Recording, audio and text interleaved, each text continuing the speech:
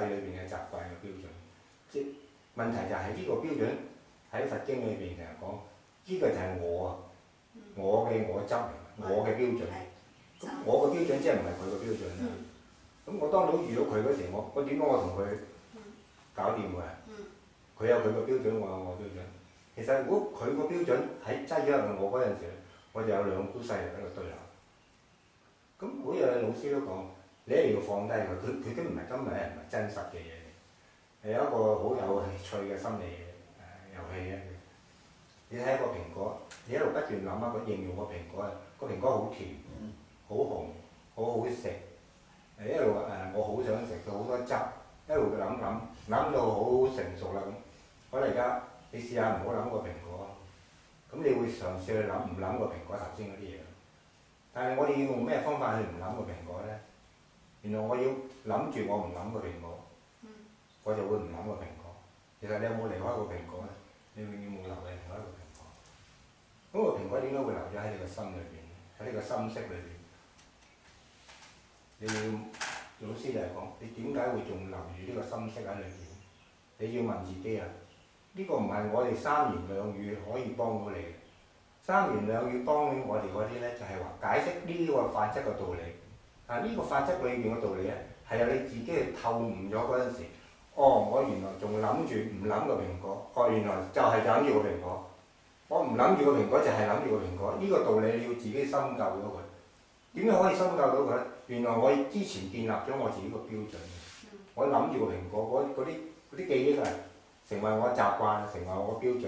所以我永遠都會唔諗嗰樣嘢嗰時，我就要諗完啦。我唔中意嗰個人，我就要諗住嗰個人，我正可以離開嗰個人。其實呢個喺經典裏邊喺法則上面咧話，你係大錯特錯，你係顛倒咗你輕鬆自在嗰個原則。你想輕鬆自在，原來唔係唔諗嗰樣嘢，而係你根本你自己建立咗個標準。你唔諗係同諗係你就自己去主宰住㗎嘛。唔明白咗呢樣嘢。佛法好似老師講嘅就係話，你要明白呢一樣嘢，咁你要自己去處理啊。唔係話有一樣嘢寄望你去點樣處理，原來係我哋透過明白就去處理嗰個問題，我哋正可以徹底處理。如果我哋唔明白咧，用心理嗰種方式去處理佢咧，你好似係暫時我用力去處理佢嗰時，真係好似冇咗。但係我一放鬆嗰時，佢又走出嚟。喺現實生活裏邊，佢又走出嚟。我又見到嗰個我唔想諗嘅嘢，又走出嚟啊！佢又刺激我啦佢哋會有好多時呢啲咁嘅道理啊。同樣一個所謂貪嗔痴嘅道理都係，我憎憎嗰個人一樣，我貪嗰樣嘢，我唔好貪佢啦，我唔好貪食個蘋果啦，我一定要放棄佢咁。我要好用力去諗住我要放棄個蘋果，一定要假設個蘋果喺前面先，然後我哋可以放棄佢啊嘛。其實呢樣嘢已經係一個，你已經係入咗個蘋果嗰個圈套。我有一個咁嘅體驗，佢嘅意識就係咁樣。你想我哋明白個心識嘅活動，心識嘅活動。所以我覺得理解咗心識嘅活動咧，我哋就可以解脫。所以叫解脫就我哋理解我哋嘅心識活動，我哋嘅意識嘅活動。當我哋理解咗我意識嗰個趨向啊、活動啊、運作模式啊，越通透嘅時候咧，所謂嘅放下自在就展現出嚟啦。你真係唔會再掛礙嗰樣嘢，佢如實如是，乜都冇。都好清晰。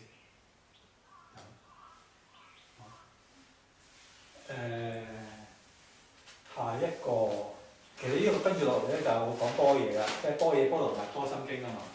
咁我呢個係顯教上邊咧，般若有一啲名相係講般若嘅，咁我就大家去理解下咩係般若智慧啦。咁般若咧呢度就有3個般若嘅。我先講3種般若先啦，就係文字般若啦、觀照般若同實相般若。呢3個咧就係我哋顯教上邊咧就會分析，要分析，咁我哋理解般若究竟係講乜嘢？般若嘅智慧裏邊嘅內容係表達嘅，有啲咩嘅內容係需要理解？因為淨講妙智慧同世界變通唔一樣啊，係圓滿啊，咁啲比較空泛咧，咁佢所以先正拆分出嚟去等我哋可以理解，我哋有啲咩方向去理解般若咧？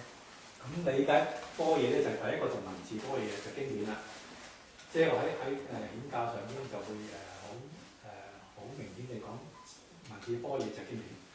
我哋聽經啊、誦經啊，留低嘅文字咧，就係嘅《金剛經》、《心經》、《圓覺經》，全部都係文字般若嚟嘅。用文字去記載生命嘅真相，咁講啦，所以叫文字般若啦。咁我係寫少少嘢嘅，咁契經都係指如此，所以我哋唔好絕《金剛經》話佛陀冇説法。你話我説法，你係講佛，係咪喺《金剛經》裏邊噶嘛？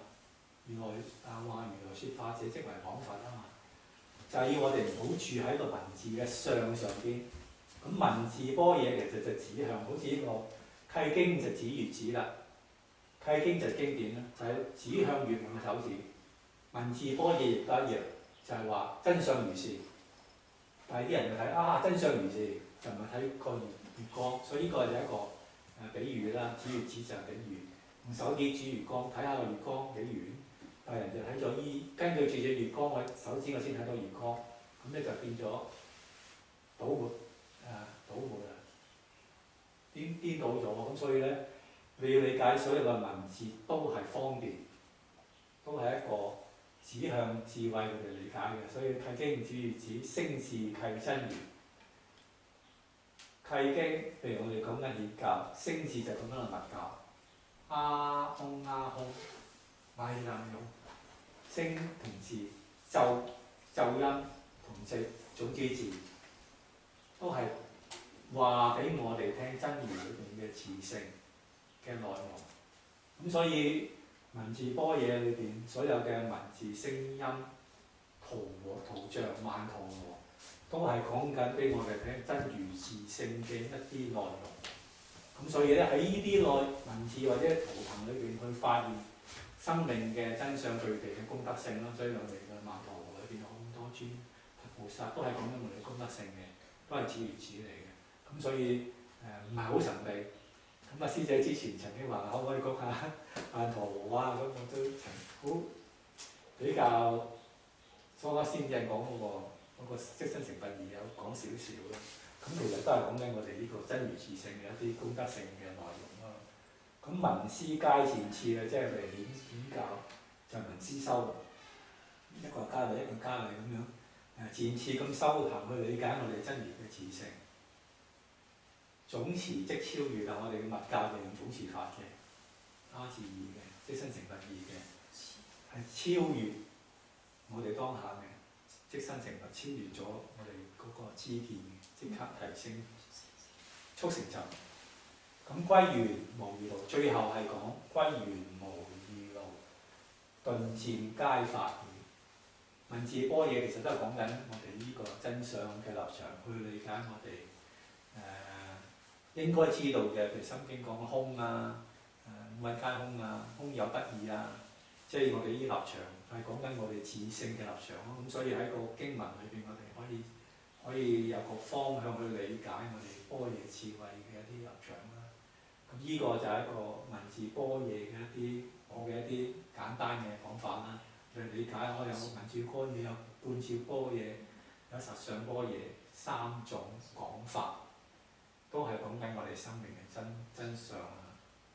咁觀照係咩咧？咁咧我哋話我哋傳説有月輪觀啊，有阿字觀啊，咁顯教亦都有啲觀，亦都有月輪觀啊，有啲觀菩薩啊，有啲觀咒啊各樣嘢啦。咁其實咧觀照都係去我之前講我哋嘅念頭，停喺觀照我哋嘅念頭上邊。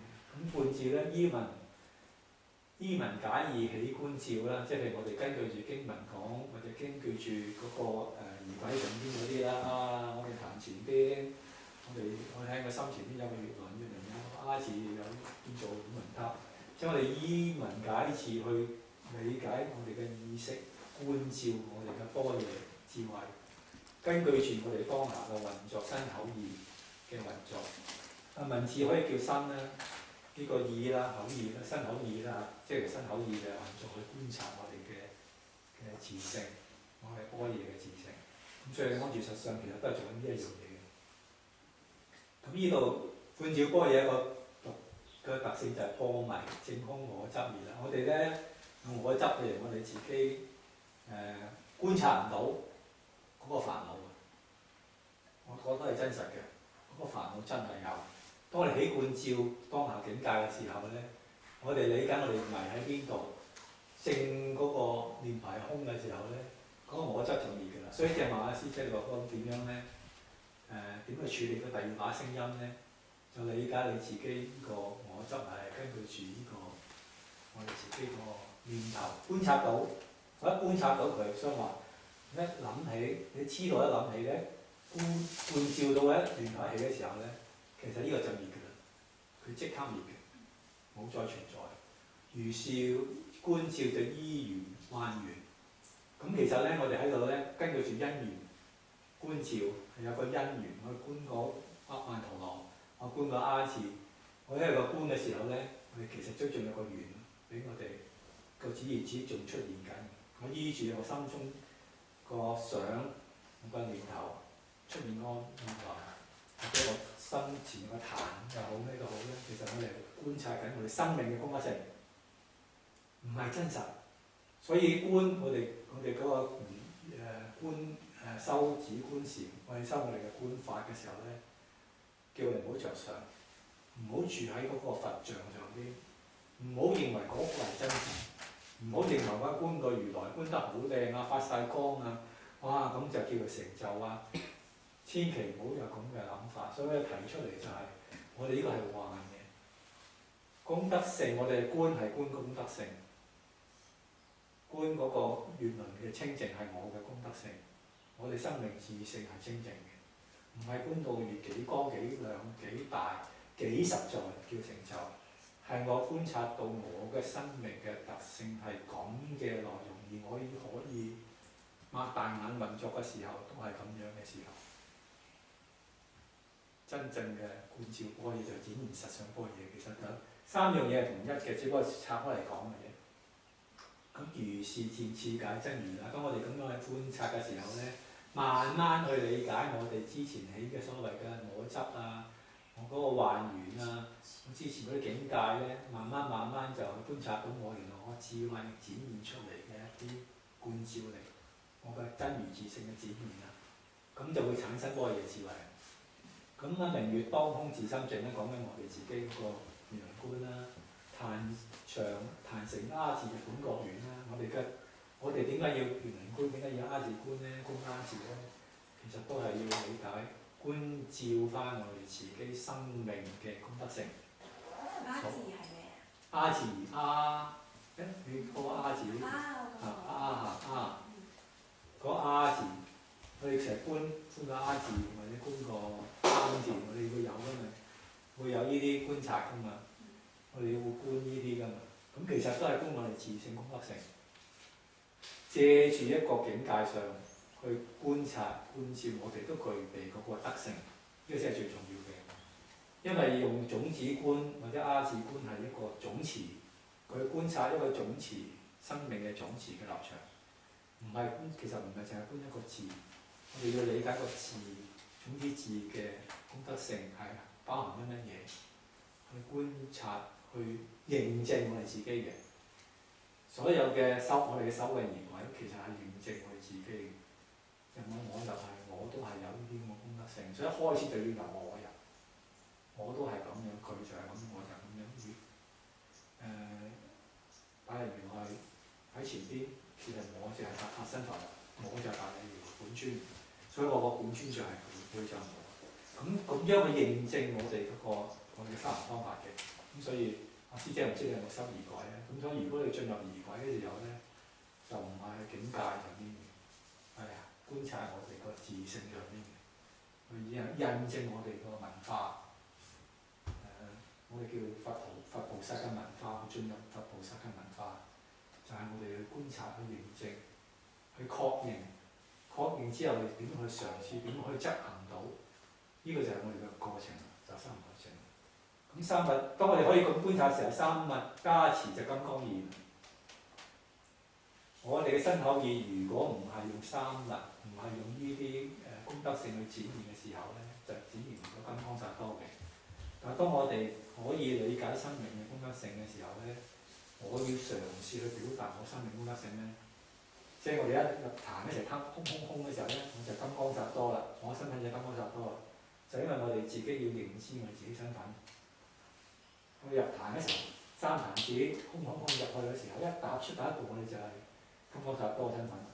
進入嗰一壇去做儀軌，就用金剛薩多嘅身份去做供養㗎啦。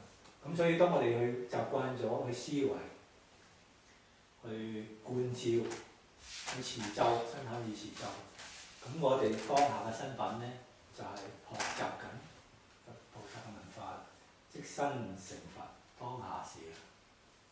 當我哋觀察每一個因緣當下，就唔係淨係坐喺度㗎啦。好似我哋話擘大眼，其實定係冇出過，大定係從來冇出過啊嘛。我哋聽過啦，咩大定？大定唔會起㗎，唔會有起，出入㗎，冇依個動作。我哋坐喺度叫入定啊，起身個動叫出定，呢啲過程啦。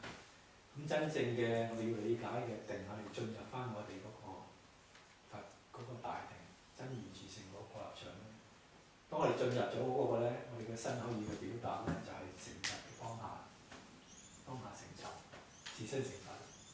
咁第二個就係觀照般若啦，即係佢顯教都有講呢啲立場嘅，不過可能會有少少唔一樣，因為我加咗佛教嘅落去講我哋觀照應該點樣去運作我哋觀照嘅立場，先係唔會偏離，唔會入二乘。咁實相咧就觀照緣起破諸幻，照徹本空月自明，呢、個就係我哋嘅實相。當我哋喺呢個文字同埋觀照裏邊咧，去觀察咧，其實出現咧，觀從緣起破諸幻，就係、我哋觀察到一切因緣境界相都係緣幻不實。佢有出現過，唔係否定佢出現過，而係佢係剎那咁出現過，已經不可得。咁所以我哋緣起性空啊嘛，我哋都要理解呢個叫緣起性空。你觀察到一切因緣都係緣起性空，一切境界都係緣起性空。咁、個實相咧就係、個法則，我哋理解咗啦。咁照徹我哋自己咧，自性都係照徹本空月自明，我哋自己生命都係明明朗朗。顯密何曾分兩路？顯密圓通啦。所以我一開始我哋唔應該話貶低二乘啊，顯教唔夠咪教好啊，唔係即身成佛啊，嗰次第啊唔夠精進啊，你唔夠好啊，其實唔應該講呢啲嘅，因為有人需要，有人真係需要過程啊嘛，有啲人需要呢個過程嘅，唔係你是佛，你本具佛性有人聽，一聽就一就，你都唔知係咪邪教嚟嘅，咁樣講嘅，咁明明嘅眾生啊咁樣啊，即係自大啊，即係有啲人會咁講嘅，即係話你自大啊，你係佛啊，咁當然即係我哋係話講佛性，我哋唔係我哋係佛，我哋具備佛性嘅眾生命，我哋具備佛性嘅生命，而佛性就係本覺嚟嘅啫，所以我開始就係、我哋係佛，我哋係生命，大家認同就得啦。生命就係佛性嘅展現啦。咁咧，大家會容易接受，因為大家都認同自己係生命，好容易接受我係生命，我點會唔係生命？生命咪佛性嘅展現咯，你認唔認同啊？唔認同啊？唔緊要，你睇佛性係乜嘢啊？佛性咪智慧咯。咁你冇智慧有啊嘛？係咯，只不過你未了解咁多啫，係咪啊？係咪？咁我話係咯，我係未了解咁多啫。我有智慧，我唔會冇智慧。我展現唔到咁嘅思維啫嘛。原來我落咗陷阱，我落咗個有我執嘅陷阱裏邊，所以我表達唔到我嘅佛嘅智慧圓滿嘅智慧啫。理解咗唔有方向去修行，去改變。當我理解咗咧，冇呢個漸次之後咧，頓漸皆由此生存，頓發漸發都係我哋嘅自性去表達出嚟，傳播出去嘅。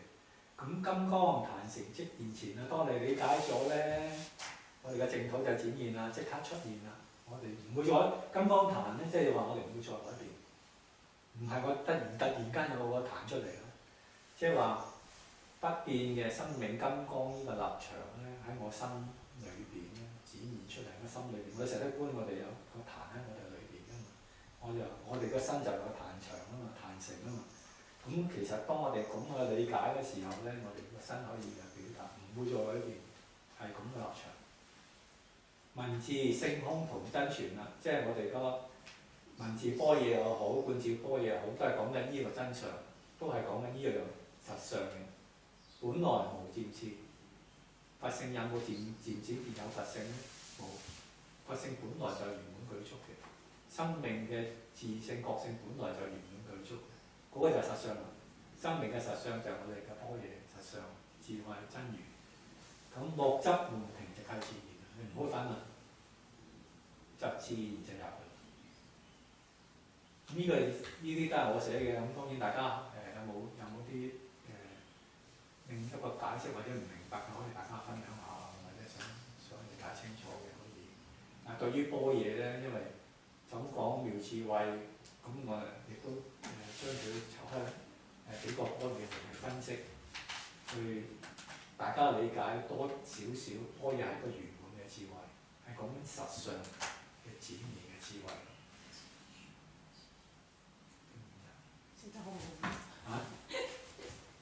我盡量㗎啦，盡量。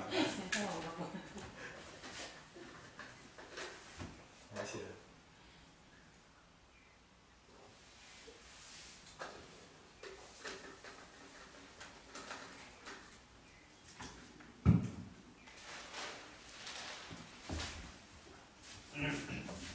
嗱，般若波羅蜜多，般若講咗啦，波羅蜜多啦。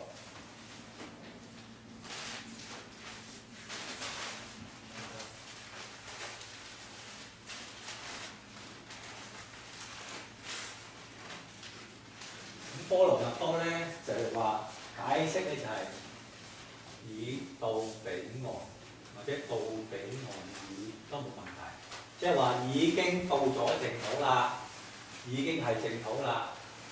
根據住般若，根據住我哋般若智慧到達咗淨土啦，就唔係普遍咧就講話咧，根據以智慧到彼岸，即係。漸修咧就會講以智慧去到彼岸，同我冇關係，我要有智慧我先可以去嘅。但係咧，其實真正嘅一個成係講咧，我哋本來就係彼岸，本來就已經係到咗嘅。只不過我哋喺無明理解嘅時候，我哋念念都係煩惱，念念都係貪嗔痴，咁樣點樣可以係正土咧？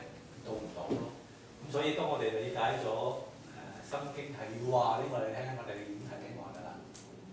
我哋本來就係嘅，即係呢個以真言宗嘅立場，一佛成立場解。如果以二乘法嘅解咧，以智慧到達彼岸，用智慧慢慢去修，去到彼岸，咁當然都啱。因為有智慧嘅表達就係彼岸啦，冇錯嘅，冇問題。咁我哋點樣去理解咧？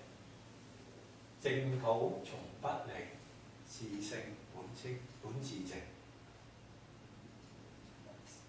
師姐，唔好意思啊，唔知鬼性。你覺得你自己清唔清淨？一時時啦。OK，好唔好？阿姨，清唔清淨？安唔安定？自唔自在？幾時啊？幾時？OK，阿師姐。清淨。清淨 OK。暫時都覺得清淨。OK，好，咁多先啦。一時時，即係話我唔知，我需要條件。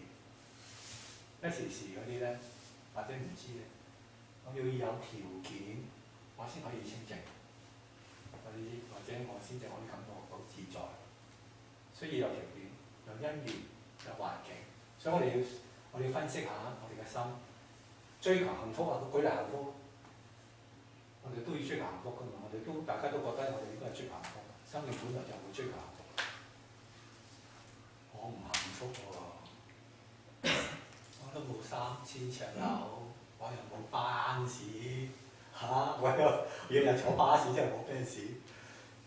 我唔覺得清靜，我唔覺得富貴，就因為我哋有條件，我哋有條件，我先覺得我自己清靜。所以師姐啊，得咧，我而家清靜，唔係幾時，係時時。如果係清靜就成佛啦。所以我哋本來係成，本來，所以我哋本來係成佛啊嘛，我哋本來具備佛性啊嘛。一切眾生皆具如來智慧德相，係釋迦牟尼佛講嘅，一開口就講，其哉其哉，大地眾生皆具如來智慧德相。如來嘅智慧德相就係我哋嘅般若，即係我另外一個名稱係般若智慧真如嘅般若，眾生都具備，只因妄想執着不能證得。妄想有啲咩條件？執着我中意唔中意，咁點知？不能證得。若離妄想執着，一切自無量智，自然意淨。當我哋一離開咗嗰啲妄想執着咧，原來咁樣，清淨明了就即刻展現出嚟。所以或者即刻做個安住實相。師姐或者大家眯埋眼，嘗試眯埋眼，眯埋眼嚇，乜嘢都唔好諗，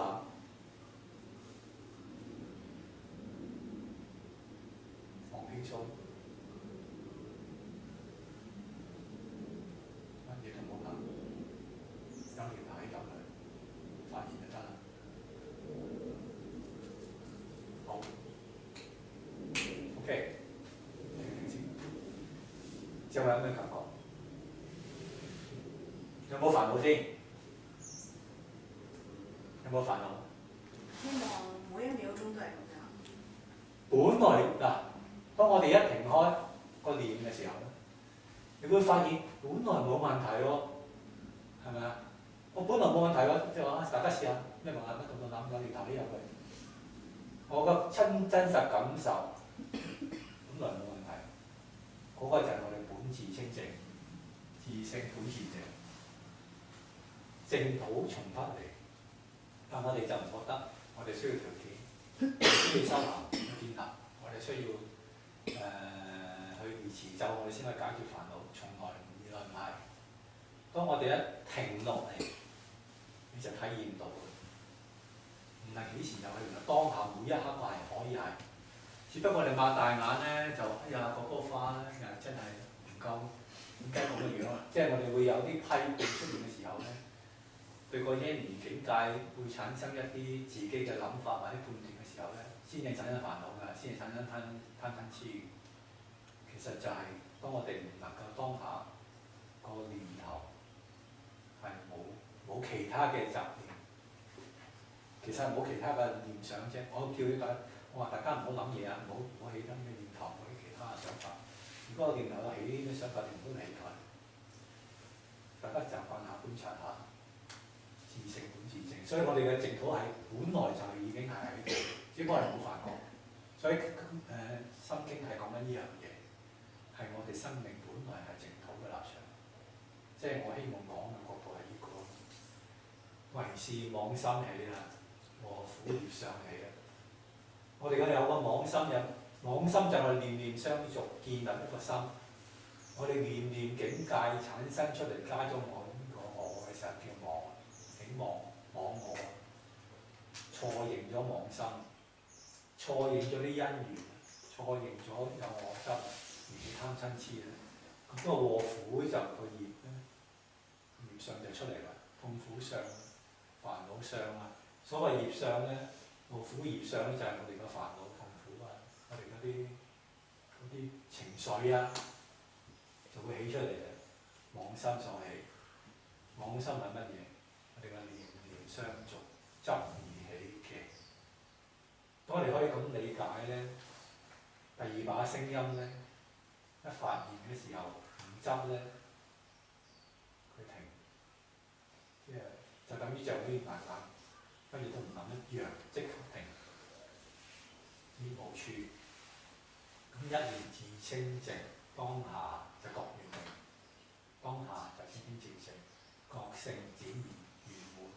明亮，所以有好多嘅特性，我哋都當下都可以體會到。我當下就可以感受個氣氛，我哋自己咧就輕鬆，煩惱就自然冇咗啦，就自自然會輕安自在。我哋之前嘅三業咧就成三物啦。我哋嘅身口意嘅表達咧，當我哋用咁樣嘅眼光、咁嘅智慧、清清靜靜嘅時候咧，就冇所謂嘅三業啦，就變成三物啦，轉成三物啦。我哋三物身口意，隨起眾生緣，眾生緣就普共淨土興。我哋講嘅説話就係淨土嘅，令人哋快樂嘅、自在嘅、喜悅嘅。我哋嘅表達都係咁樣去面對一切人如嘅普共，普共人一切眾生係普共人。佢哋用自然説好話，清淨嘅説話，真相嘅説話。咁淨土就自然顯現，所以我哋嘅身口意係表達緊係淨土。咁就我哋成立淨土，亦都成立淨土。淨土係咁樣建立嘅。淨土唔係等菩薩去建立，只係等我哋上去享用。淨土係我哋當下去點樣成就眾生，喜悅自在安定。咁三物隨緣送啦，般若就智隨形，般若嘅智就隨住唔同嘅因緣，隨住我哋嘅三物身口意去展現出嚟。咁如是成身路啦，如是正究竟，學佛成佛就係咁樣啦。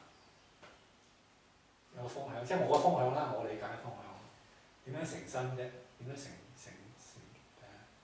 受佛身啫？點樣此身成就啫？就我哋嘅身口意係點樣去表達？以咩嘅立場嘅表達？以般若嘅智慧嘅表達。咁我哋嘅淨土嘅自然建立啦，就自然就係咁樣，我哋證入去究竟圓滿啦。因為後邊咧就係提出嚟啫，非為以智破迷到彼岸。一開始就唔好話我要破我迷，我先去到淨土。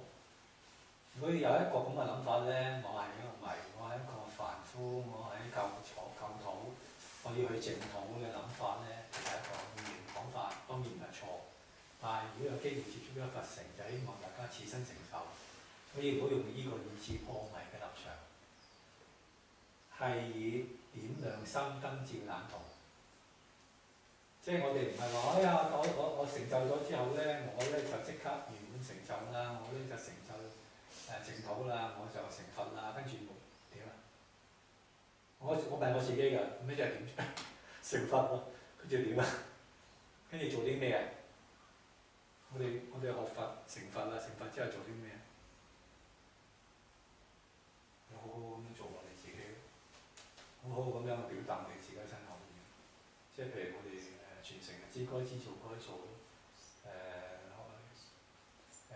圓滿我自己嘅想希望可以圓滿嘅都圓滿佢咯，做咗我自己應該做無限咯。咁其實咧就係點亮咗我自己呢個照亮我自己嘅心燈啦。師公，我哋第幾咧？傳燈嘅第57啊？幾多7啊？係咪？57點燈啊！傳燈傳我哋57。即係好耐之前，我哋有個傳燈法會，好開心。師公話：我哋傳燈俾我哋，等我哋繼續點亮我哋心燈。嗰堂有一個好大印象嘅，即係我哋呢啲課程咧，師公課程好深刻，好深刻，好深刻。你嚟聽啊！好啊！所以理解我哋嘅心，點亮佢，唔好迷，唔好迷失我哋自己。當我哋可以咁樣去理解佛法咧，去照亮我哋嘅生生世世啦，我哋嘅生生世世，我哋嘅唔係生一世，係生生世世嘅。當我哋可以咁樣去理解嘅時候咧，我哋就好開心。唔知點做？仲有5分鐘4點。哎呀，真係冇啊！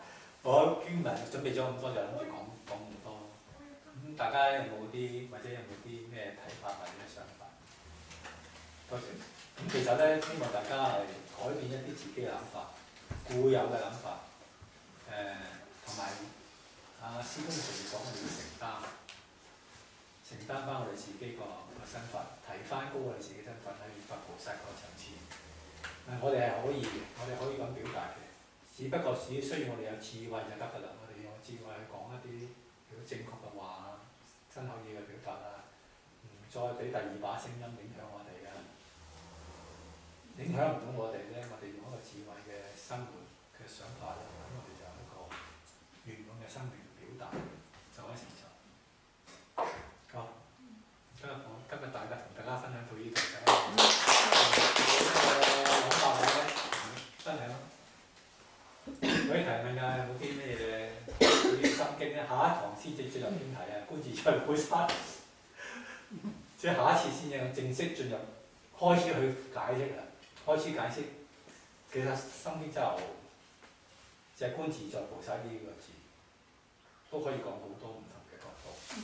即係我之前睇嘅經典啊，或者經解咧，都好普遍，定係講觀世音菩薩當機眾。佛陀講俾觀世音菩薩聽，觀世音菩薩咧，佢咧就設定五蘊皆空，同佢智慧高啊嘛，同一切苦厄啊嘛，即係好普遍都冇咁解釋，但我會用第二種解釋講，希望大家下次可以一齊可以分享到繼續。好，多謝。可唔可以影翻張相紀念下？好。我幫你影。